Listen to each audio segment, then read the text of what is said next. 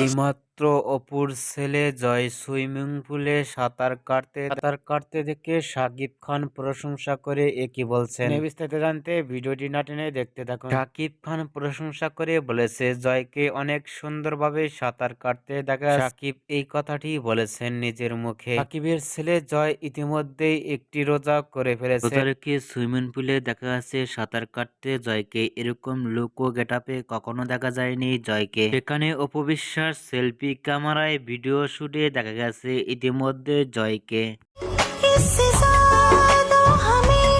অপুর ছেলে জয়কে রোজা রেখে সাঁতার কাটতে দেখা গেল সুইমিং পুলে। এ নিয়ে আপনাদের কি মতামত নিচে কমেন্ট বক্সে জানিয়ে দিন। নিত্য নতুন ভিডিও পেতে চ্যানেলটি সাবস্ক্রাইব করে পাশে থাকা ঘন্টি বাজিয়ে দিন। ভিডিওটি উপভোগ করার জন্য অসংখ্য ধন্যবাদ।